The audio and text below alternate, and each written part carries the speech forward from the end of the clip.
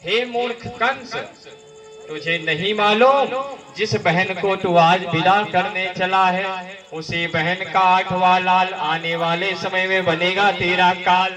काल माने समझते हैं? मृत्यु। इसी का गर्भ 8वां गर्भ माने 8वां बच्चा तुम्हारा वध कर देगा। कंस को लगा अच्छा ये बात है, जो अभी बहन का रथ हाँक रहा था, बहन की पकड़ी चुटिया और पृथ्वी पर पटक दिया, जमीन पे पटका और लुटिया डुबाने का प्रयास किया और उठाई खड़क तलवार और गर्दन पे रख दी। बोले आज तो बहन का वध कर देंगे। प्रजा पलट गई। अरे अरे राजा तो सही में क्रूर है, दुराचारी है, पापी है। इससे हमें क्या सीख मिलती है मालूम? प्रजाओं को, लोगों को मत देखो। ऐसे भगवान कृष्ण द्वारिकाधीश जब थे तो मणि सत्राजित की जो मणि चोरी हुई थी ना, तो लोगों ने आरोप लगा दिया था भगवान, अरे कृष्ण तो माखन चुराता था, बताओ ये मणि हीरा जवाहरात चुराने लगा। अजय भगवान ने लाकर दे दिया कि हमने नहीं चुराया था, सत्राजित का भाई प्रसेन ले गया था, सिंह ने मार के जामवंत ने ले लिया, जामवंत की बेटी से मैं जाम्बवती से विवाह करके आदि आदि कथाएं आती हैं, बड़ी लंबी कथाएं ये। तो भगवान ने प्रूफ जब कर दिया तो सब प्रजा ने कहा हम तो जान रहे थे हमारा राजा चोर हो ही नहीं। तो प्रजा पलट गई ना। आज वही प्रजा, वही लोग कह रहे थे राजा कितना कृपालु है, अब राजा ने जब उठाई तलवार और रख दी गर्दन पे ना, तो वही प्रजा कह रही राजा बड़ा क्रूर है। इससे क्या सीख मिलती है? इससे सीख ये मिलती है मेरी बहनों, मेरे भाइयों, इससे सीख ये मिलती, आप जिस लक्ष्य पे चलो, लोगों की परवाह मत करो। लोग पूछते हैं तेरा परिवार कितना है। लोग आपसे जब मिलेंगे ना, आप जब रिलेशन में जाते हैं, विवाह में जाती हैं या शादी में, तो आप सामने वाली क्या बोलती है? क्या बोलती हो आप लोग? जिज्जी। गाँव में जिज्जी चलता है ना, जिज्जी, भाभी, दीदी। कितने लोग हैं परिवार में? सास और साथ में एक अलग है, पूछा जाता है ना। तो लोग पूछते हैं तेरा परिवार कितना है। आपके परिवार के बारे में पूछते हैं, और परिवार कितना ही नहीं, आओ और क्या पूछते हैं? अगर आदमी आदमी से मिला तो क्या पूछते हैं मालूम है? लोग पूछते हैं तेरा व्यापार कितना है। अभी रखिए,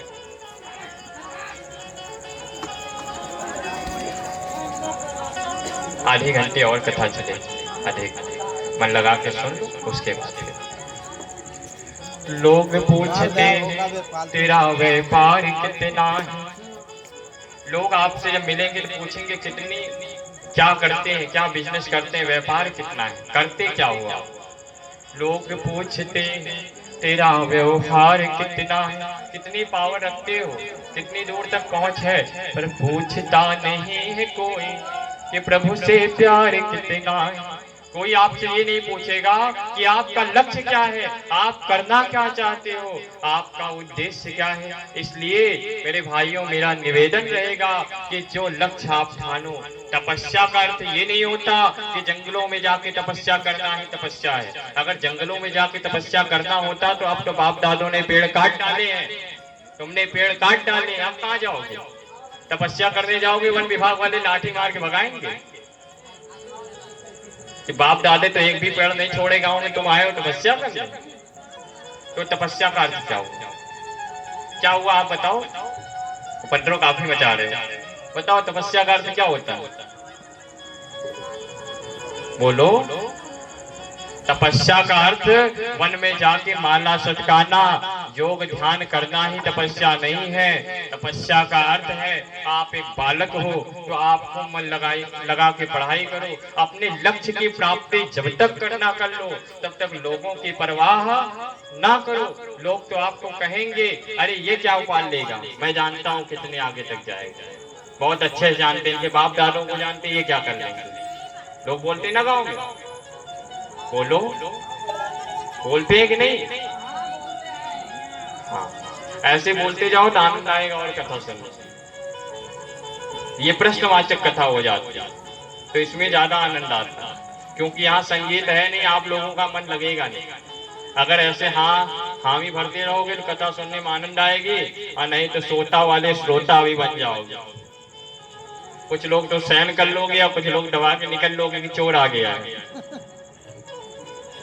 तो इसलिए तपस्या का अर्थ है खूब मन लगा कर पढ़ाई करना। अपने लक्ष्य की प्राप्ति जब तक ना कर लो तब तक रुको नहीं। लोग जो कह रहे हैं कहने दो। वही लोग जो आज कह रहे हैं मैं जानता हूँ कहाँ तक जाएगा, वही आने वाले समय में कहेंगे मैं तो बोल रहा था कि बाप दादा भले कुछ नहीं कर पाए पर बेटा कुछ कर दिखाएगा। पलट गए ना। इसीलिए जब तक अपने लक्ष्य को खूब मन लगा के अध्ययन करो।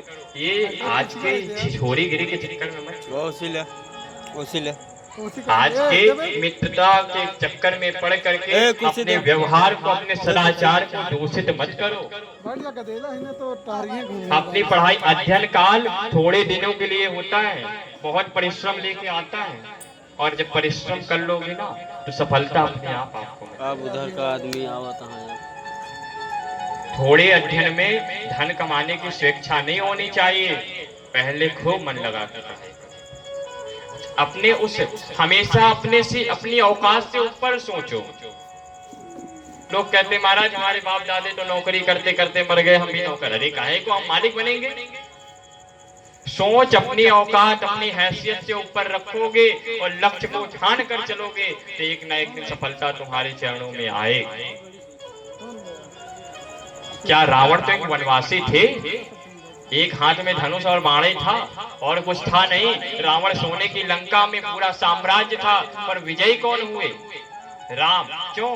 क्योंकि लक्ष्य उनका अपनी हैसियत से बड़ा उन्होंने ठान रखा, लेकिन कर्तव्य भी बराबर करते रहे। सबको समझ में आ रही बात? तो विद्यार्थी के लिए तपस्या यही है, खूब मन लगा के पढ़ाई करना ही तपस्या।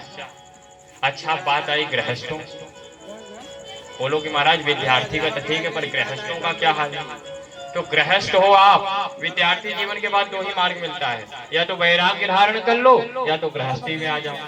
अगर वैराग्य धारण कर लिया तो कोई बात नहीं, और गृहस्थी में आया है तो माँ बाप की सेवा करो। संतान उत्पन्न हुई है उनका पोषण करो, तब तो आप कहोगे अरे महाराज संन्यास लेने को सोच रहे हैं, हम सोच रहे हैं सबसे विदा हो जाओ। तो काहे को विवाह किया? 11 बजे चला। तब कहाँ था ध्यान? कभी ले लेना था संन्यास। छोड़ ही गए ना, छोड़ के आई। ये मरकट वाला वैराग्य तो महाराज मत जमाओ। तो घर ये पता चला मिसगली से अंदर घुस रहे थे। हमने पप्पू भैया से पूछा कि भैया ये बताओ कि ये हवेली कैसी है? तो भैया बोले महाराज त्यागी जी महाराज की। अच्छा भैया त्यागी जी महाराज हो तो काहे को हवेली लहरा रही भाई? आगे बच्चे किसके खेल रहे हैं, ये सब उधम किसके मचा रहे हैं? बोले ब्रह्मचारी जी महाराज के। अगर ब्रह्मचारी थे तो काहे को विवाह हुआ, काहे दर्जन पर बच्चे आया? तो इसका अर्थ क्या हुआ? मरकट वाला वाला घर पे भाई खटपट चल बाबा की मठ पर बहू से हुई लड़ाई।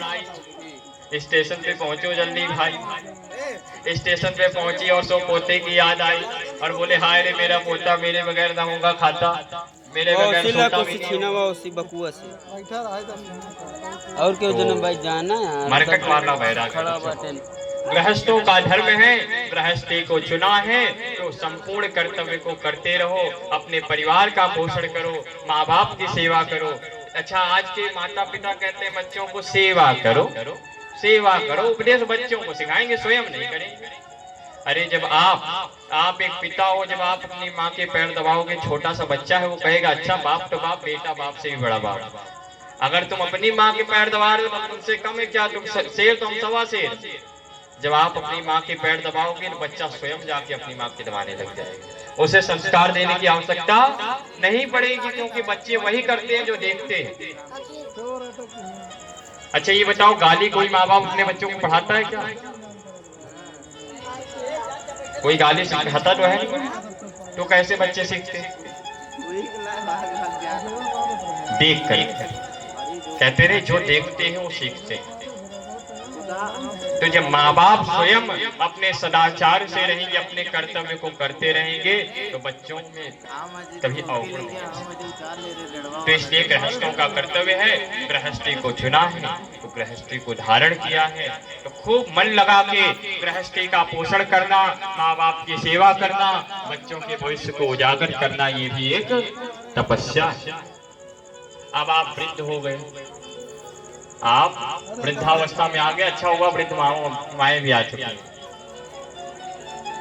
हाँ बंद करो, डिस्टर्ब ना उठाते हैं। आप नहीं हो क्या वृद्ध भैया? अच्छा नहीं हो आप, चलो बढ़िया है।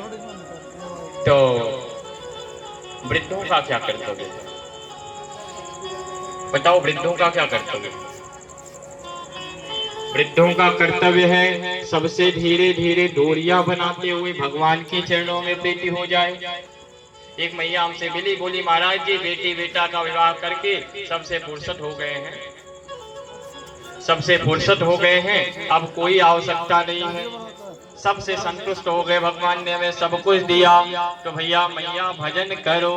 बोली हाँ महाराज जी नित्य करते हैं, अब मुझे किसी से कोई प्रीत नहीं। अच्छा मैया तो ये 5,000 जो पेटी में रखे हो इसे पड़ोसी को, अरे महाराज जी नाती नतनी का विवाह करना है उसके लिए